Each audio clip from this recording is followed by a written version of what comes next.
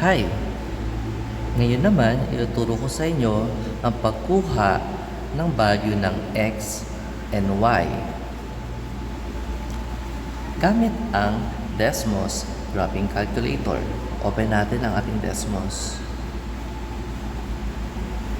Ito ang Cartesian plane kung saan makikita natin ang graph ng ating equations. Para sa paghahanap ng value ng x and y, kailangan natin ng dalawang equations, minimum of 2 equations para makuha ang variable x and y.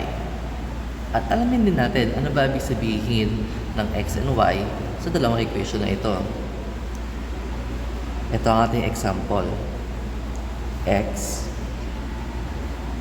plus y equals 12.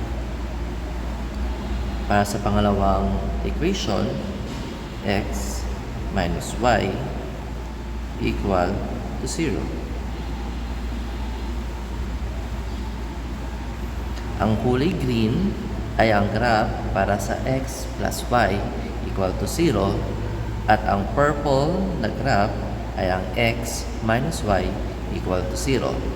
Makikita natin na itong dalawang linya ay tumama or nagkaroon ng intersection.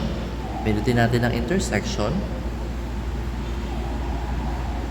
at ang sagot niya ay 6, 6 o ang coordinate point ay 6, 6.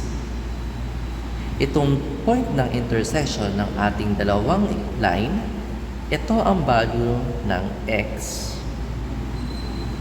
at y. Ang value ng x ay 6 at ang value ng y ay 6. Tandaan na ang coordinate point nag-represent ng abscissa at ang y ay nag-represent ng ordinate. Ang unang number ay ang abscissa o ang distansya ng ating linya o ng point galing sa y-axis at ang y, ang pangalawang number ay ang ordinate o ang distance naman ng ating point mula sa x-axis.